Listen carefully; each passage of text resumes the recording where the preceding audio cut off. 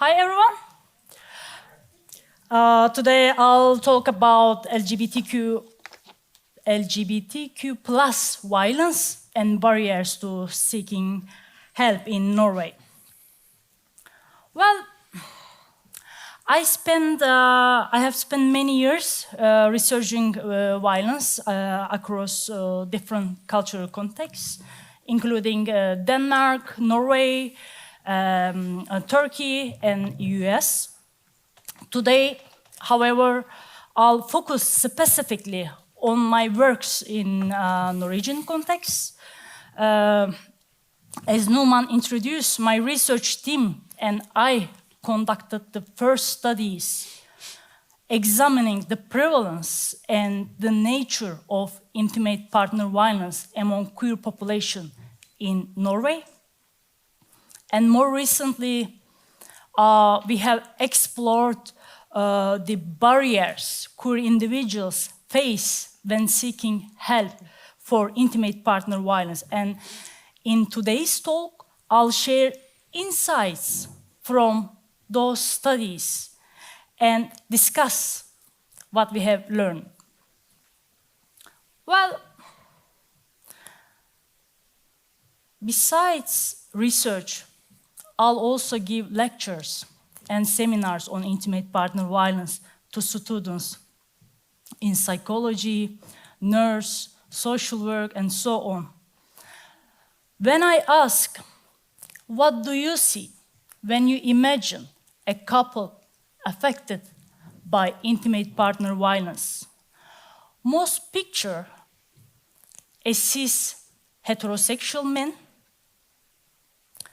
as the perpetrator, as the active agent of violence, and woman, cis hetero woman, as a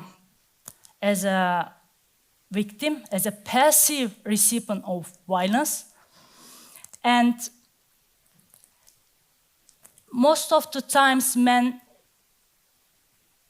is presented as a masculine norms, and then victim woman presented as a very feminine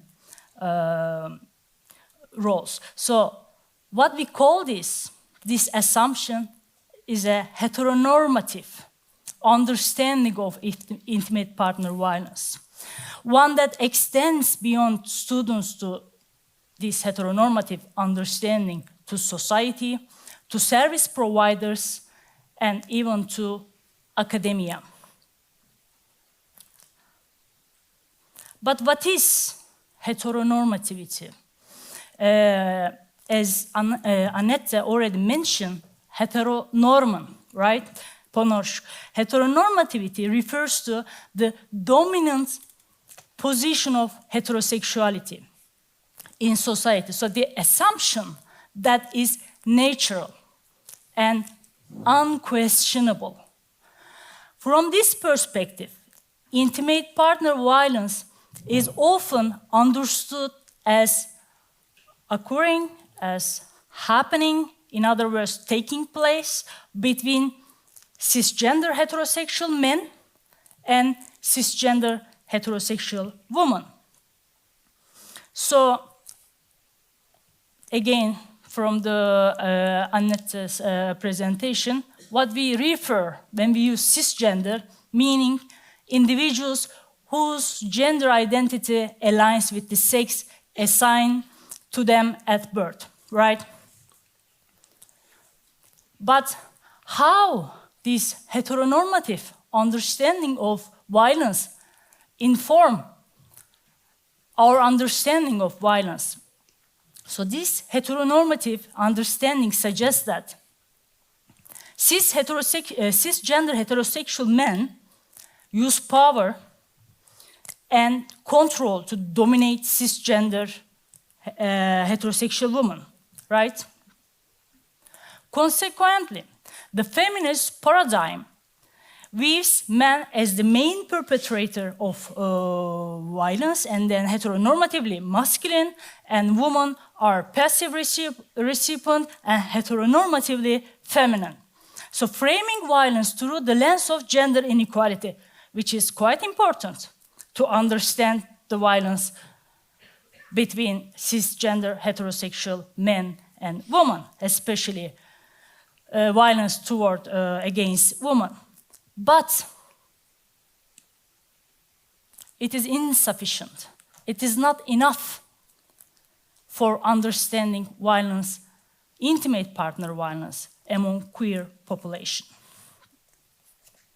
So, also the dominant heteronormative understanding of violence may also affect its visibility in queer relationships. In other words, the general invisibility of intimate partner violence among queer population may stem from the assumption about what intimate partner violence looks like. And of course, when we think about the information campaigns, largely target heterosexuals, making it harder for queer population to recognize their own experiences as violence. For example, as you can see here, this is one of the quotes in our study. So in one of our study, we examined the experiences of intimate partner violence among immigrant women in Norway. So the dominant mainstream belief, as mentioned by some of our participants, is that women cannot be oppressors, and they are incapable of engaging in acts of violence. So our participants also noted that this gendered belief negatively affects their ability to understand, to recognize their experiences as violence. It is therefore very important to recognize and acknowledge that intimate partner violence can occur, can happen, can take a place of gender, regardless of gender identity and regardless of sexual orientation. So it can happen to any individuals from all walks of life. But here is the question. How do we define what we understand? How do we understand? What is exactly do we mean by it? What is violence? What is intimate partner violence? Well, there are different definitions of violence. I'm going to share Bufdir's and World Health Organization definition, and as well as my definition of intimate partner violence. According to Bufdir, partnervold er vold mellom ektefeller, registrerte partnere, samboere eller kjærester. Volden kan være både fysisk, psykisk, seksuell og materiell. According to the World Health Organization, IPV refers to any behavior within an intimate relationship that causes physical, psychological, or sexual harm to those in the relationship. My definition of intimate partner violence is a set of behaviors that aim to control, coerce, intimidate, and instill guilt in an individual in a relationship, which ultimately reduces the person's autonomy and aims to establish dominance over them. Well, when we look at Norway on the prevalence rates of different intimate partner violence, our research result indicated that the IPV prevalence rate is actually high among LGBT, lesbian, gay, and bisexual individuals. In Norway, psychological, physical, and sexual intimate partner violence perpetration, both perpetration and victimization, are prevalent. In other words, are common. In other words, are widespread in this group. So the prevalence rates of IPV among queer individuals are approximately the same as those found among heterosexual in Norwegian contexts and also other Nordic samples. So, at this point, not being able to broaden the scope of how we perceive intimate partner violence may put queer individuals at risk of exacerbating mental health problems. It is also very important to recognize that queer individuals may encounter distinct forms of discrimination and oppression that arise from intersectionality of their identity and sexual orientation. In other words, queer community, we are counting L, G, B, T, Q+, but this group is not a homogeneous group. For example, bisexual individuals may encounter different forms of intimate partner violence, such as being labeled untrustworthy, promiscuous within their sexual or romantic relationship. Trans individual may be subjected to, we call it identity abuse in their close partner relationship. For example, their partners may intentionally mispronounce their identity, their pronouns. They may experience violence such as body shaming or being denied access to medical treatment related to the gender affirmation process. And additionally, the intersection of migration, racial, ethnic minority status, and sexual gender minority status, as Annette highlighted, minoritet position, we call it academically intersectionality, basically, makes queer women with immigrant background especially more vulnerable to intimate partner violence. For example, together with two other colleagues, I've examined intimate partner violence specifically among queer women with ethnic minority backgrounds. You can see I wrote an opinion piece on the publication in different platforms. So here, like many other intimate partner violence survivors, our participants express feeling of shame and found it difficult to acknowledge their experiences of physical, emotional, economic, and sexual violence. We can discuss in the discussion section. This is also because the feeling of shame is also common for heterosexual survivors, victims. But it might function differently for queer population. We can discuss it later. Further, we found that the combination of being both sexual and ethnic minority created significant additional stressors, right? Due to the experiences of both heterosexism, but also racism in their life, in their everyday life. So citizenship status also played into the dynamic, as some of the informants had experienced abuse related to their precarious situation in Norway by partners with Norwegian citizenship. One informant was threatened by her partner that she would lose her right to stay in Norway if they split up, while others felt that they had to stay in an abusive relationship due to the fear of being deported. So to clarify further, I'll elaborate one of the main themes with some quotes entitled Power Imbalance, Intersecting Roles of Immigration, Racial Ethnic Minority Status, and Heteronormativity. Esin, who came to Norway through marriage migration and narrated her violence experiences as such, she gave me the feeling of that I was never good enough. Like how I can do this. And I did grow up in a village, and my race also, you know, it's like she said, you are nothing to the Norwegian government and Norwegian police. because at the end you are black-headed Turkish woman. Who cares about you here if you get divorced from me? They will kick you out from the country.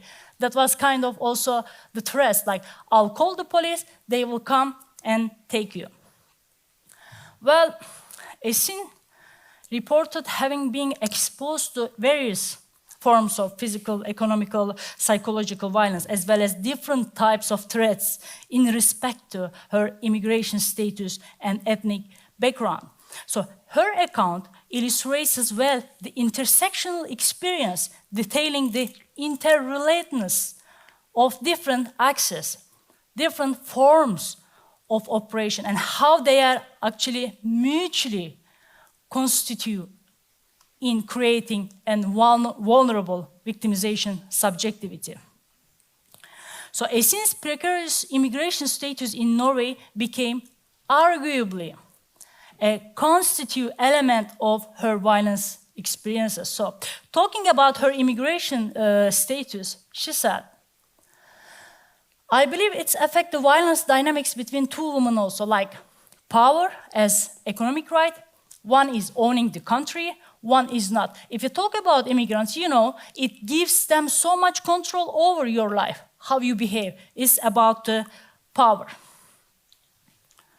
Well, Esin relates to and reflects on how her status as a migrant spouse, a migrant wife, creates a dependency to her Norwegian wife and thus power imbalance in the relationship. So structural, cultural, and economic elements of society may function in a way that offers Esin an unprivileged position, while providing her abusive partner with much control over her life. So this intersectional experience can be further illustrated, taking into account what Esin had experienced when she, as the foreign spouse, had sought help by calling the police to report the severe physical violence. I called the police to report a domestic violence, and I asked them to come and get me and take me somewhere else because I was literally frozen and I didn't know what to do. And I called them next to my ex-wife. I spoke with a police officer in English, and suddenly this police officer said, "Can I talk to your partner?" And I gave phone to my partner. Then the police officer talked to my ex-wife, and she started to laugh. They started to laugh, and she started to laugh at least. And then she shut down the phone, and she said, "They do not take you seriously because you cannot speak Norwegian." So Esin's account exemplifies the similar intersectional experiences among all participants who were migrants. So the fact that Esin came to Norway through marriage migration seems to establish a power imbalance between her and her Norwegian wife, given that her residential status in Norway had been dependent on her marriage. Well, another study we conducted on intimate partner violence among queer individuals and aimed to understand what are the unique forms of violence specific to queer population. Yes, heterosexual individuals experiences intimate partner violence, queer too. But what are specific vulnerabilities for this population? What are specific maybe challenges or gender identity, sexual orientation-based features when it comes to intimate partner violence? So we found that here we generated 3 teams from our interview with the people, and we documented that our research participants had all experienced various forms of violence, physical, sexual, economical, psychological, which also overlap with the heterosexual woman. But our analysis also illustrated specific ways in which the LGB, lesbian, gay, bisexual population experiences and make sense of violence. So most of our participants have experienced sexual abuse as a result of being young and inexperience in their relationships.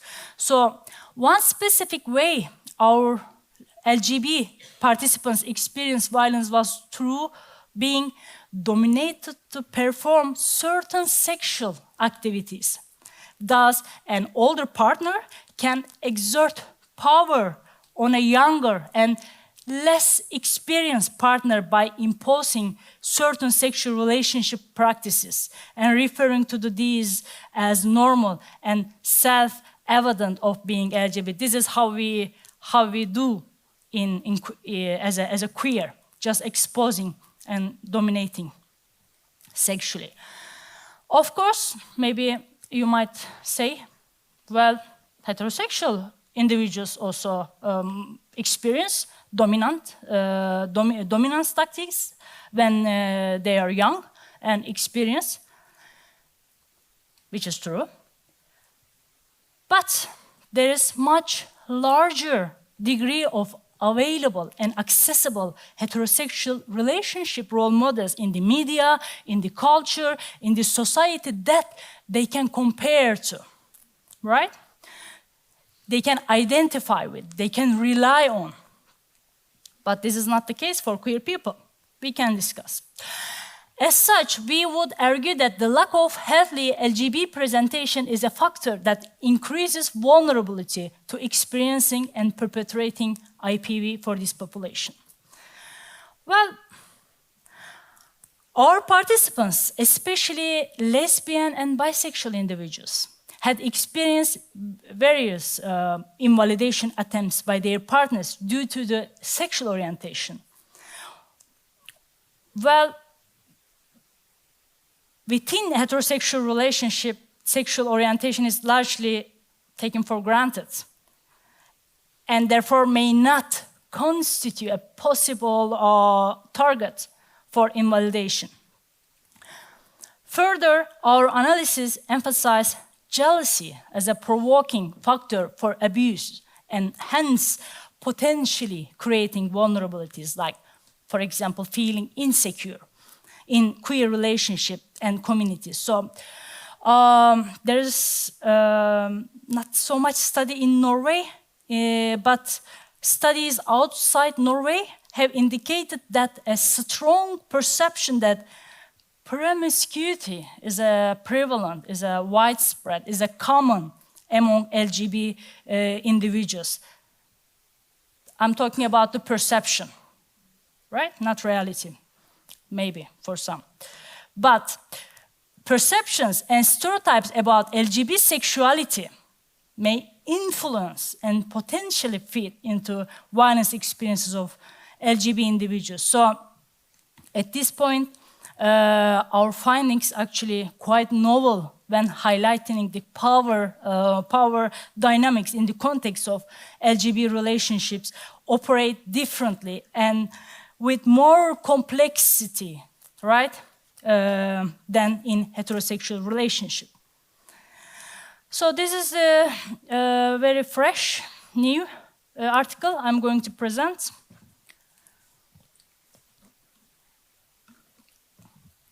Are you still with me? Yes. Good. So this is published Journal of Family Violence this year. We examined how queer individuals in Norway experience and make sense of the barriers in the context of seeking help for IPV. So as you can see here, these are all free access. If you just Google my name, surname, then you can read all the articles I presented here. So we generated 4 themes from this based on the interviews with the people. Struggling with heteronormative IPV discourses, experiences of invisibility, inadequate queer IPV services, encountering heterosexist bias and exclusion, fear, insecurity, and community trauma, barriers to informal help seeking, between struggle and healing, navigating mental health support. So, if you have a patient, I'm going to introduce each of them briefly. So, most of our participants claim that prevailing stereotypical narratives picturing IPV occurring between a cis heterosexual man and woman act as a main barrier to the recognition of violence, and of course, that's also informed and affecting their help-seeking behavior. They often witness the exclusion of their identities and experiences from the shared understanding, shared representation of violence, constituting an ongoing struggle and vulnerability for them. For example, Maya narrated how heteronormativity as an underlying factor contributes to concealing queer experiences of violence. So, people don't think about what kind of creepy relationship we might have. I don't think they consider anything outside of heteronormativity. And also, several of our lesbian participants narrated how heteronormativity as an underlying factor contributing their experiences to make it visible. Maybe you can see a story puts it. It's not common to hear about female violence. People often become very surprised when it comes from a woman, and they often react with, really? It is something they don't think about because it's so unexpected. So,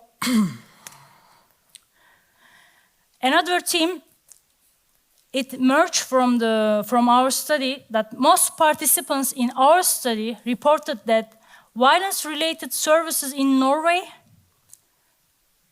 for example, the police, domestic violence shelters, krisesenter, mental health support, as they are designed to serve heterosexual, cisgender individuals and often exclude people with diverse gender identities and sexual orientation. For example, indicating a lack of queer specialized violence services and inadequate advocacy efforts to reach out to queer communities, several participants highlighted their struggle to find available violence services that could offer them the necessary information and support, as reflected in Cecilia's quotation. I couldn't find any services specific to queer. They have services that are, like they say, for everyone, but usually they are not for everyone. In a similar sense, while violence shelters, krisesentre, in Norway, proclaim to be accessible to everyone who has experienced violence, most of our participants reported that this message of inclusivity hasn't been effectively communicated to the queer community, as Astrid puts it. It is difficult to find help. In my mind, krisesentre, referring to domestic violence shelters, are intended for women and children who have experienced violence in a heterosexual relationship. The services are very much geared toward those in heterosexual relationships. So these accounts, as you can see, might illustrate the crucial, very important gap between the assumption of accessibility and inclusivity of current violence services, and of course, help-seeking experiences of queer victims. But these are referring to perception, right? These are participants' perception. But beyond the perception, our participants also shared their insights into their direct encounters with the services. These accounts shared by most of our participants show that the existing services were experienced are not well informed and remain inadequate in meeting the needs of queer victims of IPV. So our participants' narratives indicated limited cultural competence in services when it comes to recognizing violence in queer relationship. For example, as a common failure in services, Turi related an instance where she was automatically assumed to be in a heterosexual relationship by a psychologist. A major issue is heteronormative thinking. When I sat with the psychologist and said I had problems with my partner, the psychologist asked for his name, assuming that the partner is a man. I felt like I couldn't handle it. So a similar experience was shared by another participants where the practitioners first inappropriately referred to the participant's girlfriend as him, then refused to acknowledge her sexual identity as a lesbian, despite the open disclosure made by the participants. I started talking about my girlfriend. He kept saying him. I kept saying, no, her, I'm a lesbian. He said that you don't seem like a lesbian. And I was like, yes, thank you. My girlfriend does that as well. So several of our participants pointed out a lack of proper training, knowledge, and expertise of service practitioners regarding violence in queer relationship as a primary factor leading to such bias, such discriminatory practices in the field. As stated by Jens, because all people that work there, referring to krisesenteret, learn during their training like husband beating up his wife. And they don't know anything about violence between gay couples. They don't know how to handle it. When there is a lack of knowledge and competence, coupled with heterosexist bias and discrimination, violence in queer relationship becomes something that is underestimated, that is normalized by professionals. As Anne puts it, if you are going to a hospital saying, my wife has raped me with a toy, they'll be like, oh, isn't it part of your sex life? So it's just that because they do not have any information about it. So these examples reveal how the perceived and experienced incompetence of violence-related services affect queer victims' help-seeking decision and process. Another theme that emerged from our interview is informal help-seeking, particularly from friends and the queer community, emerge as a crucial strategy to counteract violence. But while sharing positive experiences where our participants were able to find support and connection from their queer communities, they also reported various challenges, barriers they encounter, particularly tied to their fear of being stigmatized and excluded by the queer community and resulting in social isolation. For example, Andrea articulated that the disclosure of violence potentially creates a risk of disrupting the harmony within their communities. The person disclosing violence becomes kind of joy-killing, as Sarah Ahmed puts it, as a troublemaker, ruins the mood. As Andrea puts it, each time you speak out and say something loud, we are told you are ruining the moment. You are bringing bad issues in. So this quote also reflects a common belief that queer relationships compared to heterosexual ones are inherently harmonious. Numan also mentioned in the introduction. So this kind of queer relationships are free from violence experiences. So this expectation appears to pressure queer individuals to silence, actually, their experiences of violence in order to maintain a collective image, and thereby reinforcing the stereotype across social and community domains. So some participants also reported that the prospect of experiencing difficulties in finding other dating partners, especially when potential partners were perceived as carrying similar emotional wounds or past traumas related to, of course, homophobia and discrimination. Violent behaviors were described as more likely be tolerated. As Esma puts it, there are a lot of people in our community who are damaged in some way. And so you have to also deal with lots of baggage, and it's kind of expected that you deal with that because this is a part of being in a community.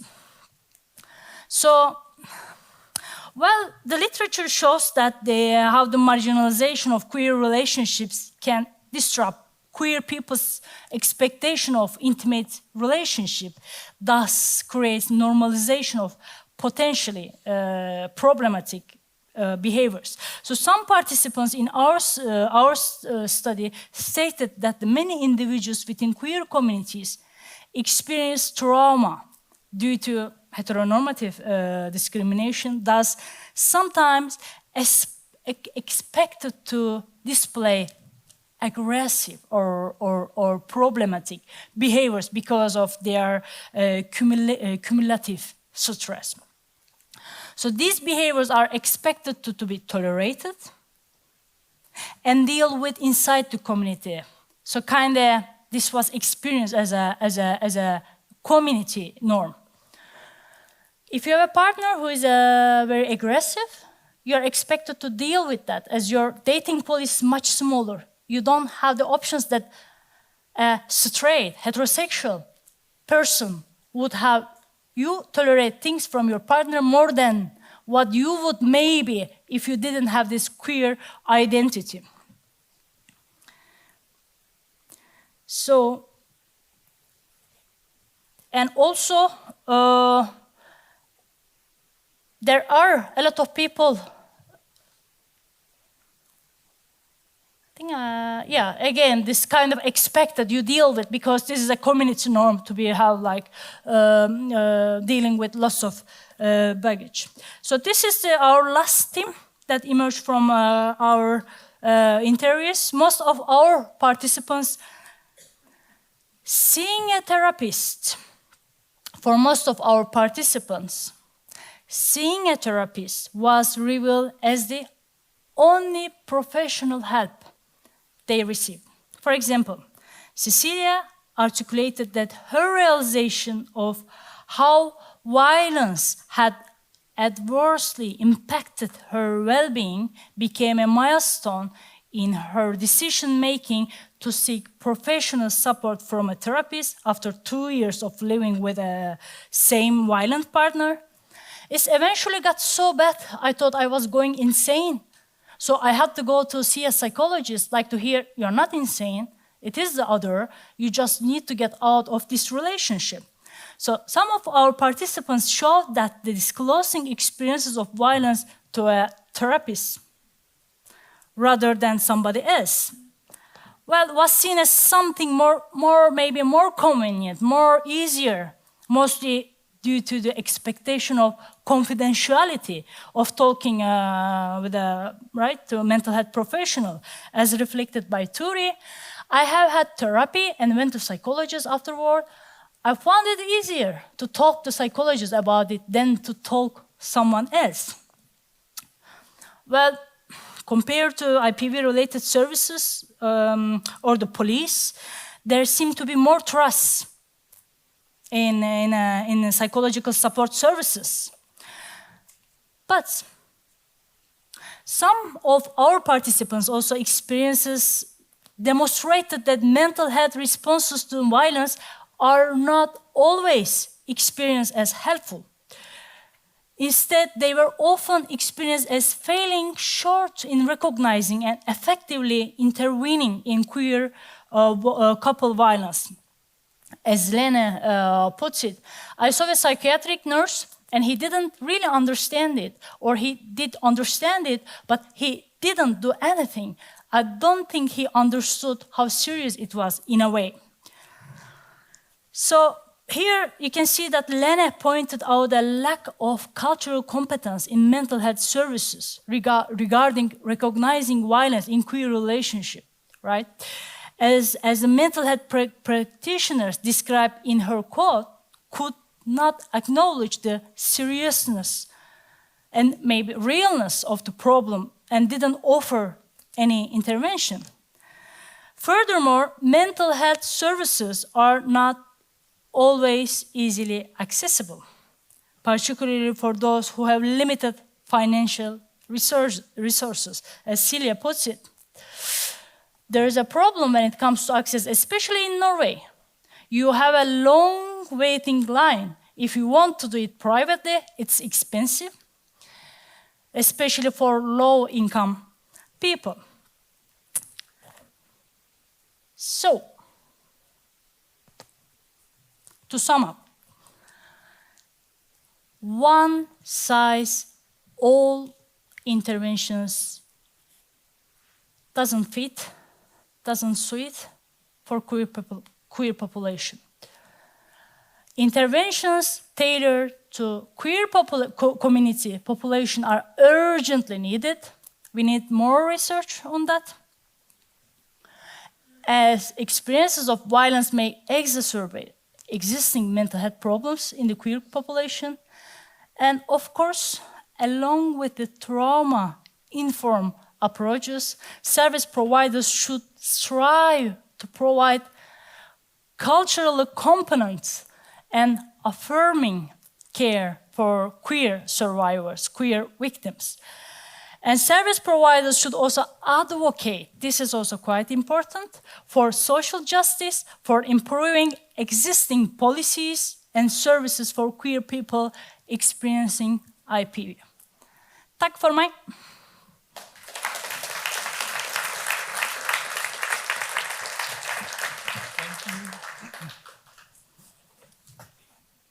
Thank you very much. Tusen takk. Du snakker jo norsk også. Litt, men når jeg snakker norsk jeg veldig sakte. Så. Ja. Ja. Da hadde jeg brukt 2 timer på foredraget. Nei, men det jo sånn at det første språk og andre språk, det blir jo, det forskjeller der, det vet vi jo alle. Ja, det noen som har lyst til å stille spørsmål, så det bare 4 løs. Vi har en mikrofon der, ja. Som vi kan bringe bort til vedkommende som ønsker å stille et spørsmål. Du kan spørre på norsk, det går fint. Hvis jeg ikke forstår, kan vi hjelpe hverandre. Ja, det bra. Det går bra. Jeg tror de fleste snakker engelsk her. Ja, Der var det et spørsmål. Det alltid litt sånn skummelt at det den første som skal stille spørsmål, og så begynner det å liksom løsne etter hvert. Det ikke så farlig lenger. Tusen takk. Mitt navn Tiril, og jeg jobber i Redd Barna. Tusen takk for veldig interessant forskning, ja, interessant, men også litt sånn deprimerende. At vi i Norge ikke har kommet lengre når det kommer til å ha bedre tilbud til alle voldsutsatte. Så fra et barneperspektiv, vi kommer jo sikkert litt mer tilbake til det senere, men var det noen av deltagerne som også hadde barn, og som kunne si noe om hvordan den heteronormative forventningen, hvordan det påvirker enten barn som selv bryter med normer, eller barn som vokser opp i familier der man har 2 mammaer eller 2 pappaer. Hva slags forventninger, eller hvordan det påvirker deres erfaring. Yeah, well, this is a very, I think, important aspect, but in our research, we haven't focused child perspective. We interview with the adults people who are 18 and up. I guess in Norway, under 18 is defined as a barn, right? Child. This is important, and also the violence at home was not our focus. It's more intimate partner violence, violence between the romantic or sexual relationship. But it's a good point. We need more research on that. Andre spørsmål? Ja. Silje, hva er det du...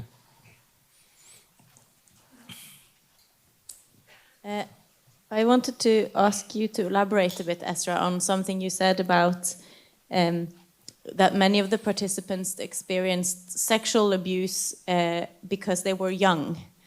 I wondered if you could elaborate a bit on their experiences, and especially sort of because I know we have a lot of people working here in videregående skole and some school nurses, and I think it may be especially important to them to hear a bit more about how they can address this and take part in preventing it. Thank you. It's a very good question. Well, what we found is also as a unique feature to queer people as a violence experience. When you are young and inexperienced as a queer, that means you don't have a sense of identity you're establishing. Then someone, the older one, who have more experiences as a queer, can dominate the young one. Look, this is how we are doing things. So one of the quotes I haven't shared here, but you can also read it, was especially when it comes to sexual violence. So some of our participants was forced to have an anal sex, and then victim, survivor shared that, look, this is hurting, I can't. But then the older one manipulate, like, you will enjoy, just wait. This is how we are doing things. So actually this is a sexual violence. Or many behaviors, like breaking the consent, can turn sexual violence when you're young and inexperienced. So it's important to know when you are shy, when you are queer, if you are young, you might at risk. So in that point, it's important to actually raise awareness. You don't have to accept. It's not a part of being a gay, being a queer. This is just violence. So at this point, I think it's important in the schools also to talk about how this group might at risk and what are the features of what is violence exactly, because there's also so much blurring arguments when it comes to sexual violence, which kind of behaviors are defined as a sexual violence, which is not. So that's also it's important to raise awareness about sexual violence, because most of the times research also shows that. I have just read one systematic review before I come. It's newly published.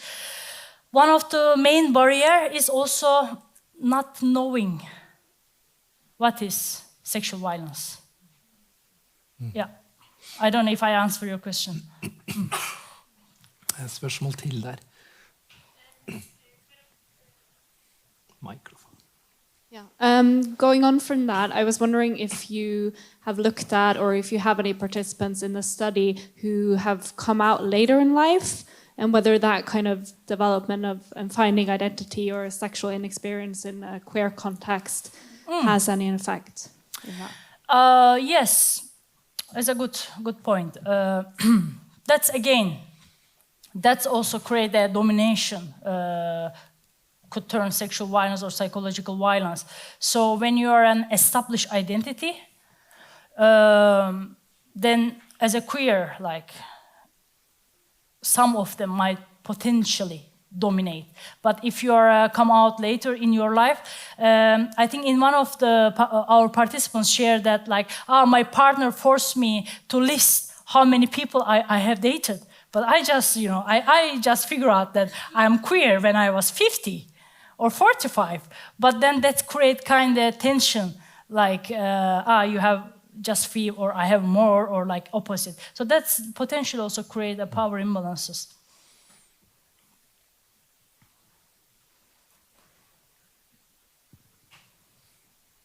Hi.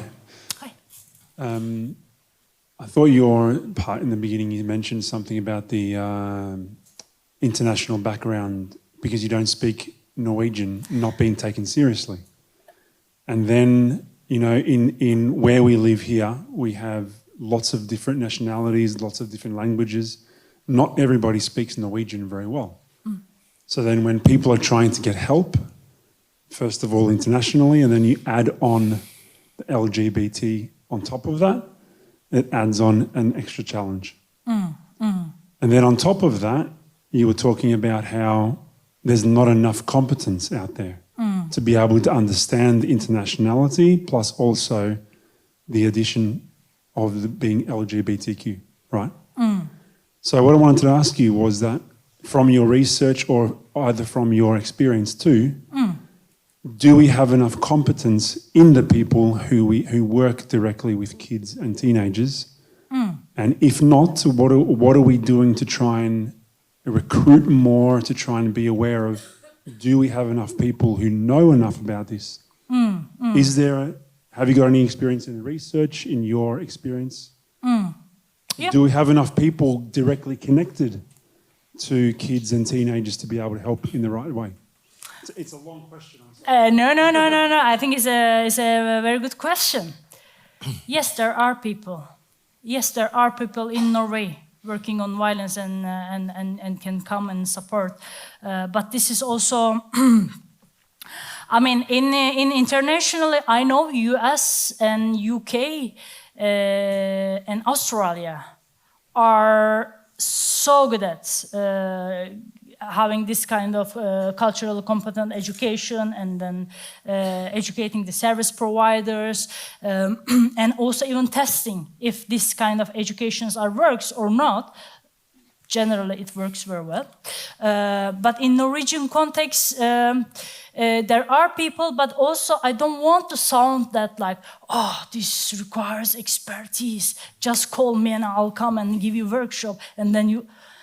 It doesn't have to be like that. Even like if today you are here and you know that certain features then increase the risk, even having this knowledge, even just talking about that, even being able, that's also is a part of the cultural, being a cultural component. If you know that any young queer come to your, as a service providers you are working with, if you know that, then if you create a safe space for them, instead of like assuming their gender identity and sexual orientation, also you need to also have a cultural competence working with queer, right? Instead of, as the doctor says, like, your boyfriend. No. Would you mind to share with me how do you identify your gender identity? Which pronouns do you prefer? This is even just most of the times enough to make people safe to work with. So you don't have to read 500 pages to get a cultural component. There are education, but I mean, these are all accessible. So just reading and talking, collaborating with the Skeive Kunnskap, collaborating with the Krisesenteret, who are also working and make noise about that, especially the last law change is passed this summer, like making noise that like why we are still talking about the Krisesenteret has to be man, woman, and child. Where are the queers? Why we don't create a safe space for them, right? Doing advocacy for that. That's also becoming part of the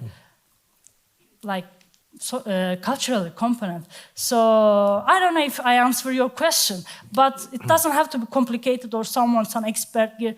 Just talking about inviting queer activists or researchers who work on that violence, or Krisesenteret who is advocating for that, their experiences.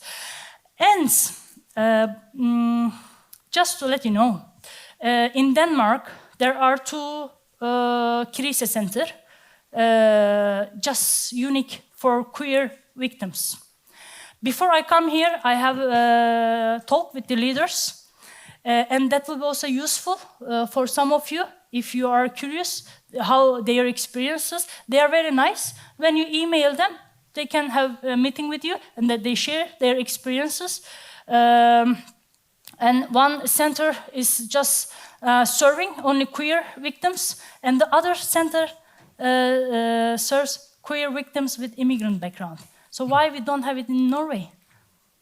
Why? True. Yep. Okay, I think we have to wrap it up, but many interesting questions, and thanks for being here and answering, because I also have that feeling that we have some knowledge, but it's not enough. And when you were talking about not sexual violence, and you addressed that to all the people here from the schools, one thing which we have been discussing in the society for a while is all young boys and girls, when they debut sexually, unfortunately, some of those girls, or the guys, they expect them to be like the girls are in the porn movies. We have been discussing that, but nobody talks about the other group, the minority groups. What, like you mentioned that an older guy would dominate the young guy, and he expect him to be in a certain way or act in a certain way or be because he thinks that's the right way to do it. But so they're not teaching that in schools either. Or other places. That there's a limit. You can't say no. Yeah, and yes, maybe we need more also knowledge about what is consent. Yes. Right? When it comes to sexual violence or any types of any types of violence. Yeah. So again, it doesn't have to be so complicated. It's just like knowledge is already there. It's just require us to talk about it. Talk about it. And That's of true. course also read. Yeah, and that's what we are doing now. Thank you very much, Esra. Big, Thank stor you. applaus til Esra.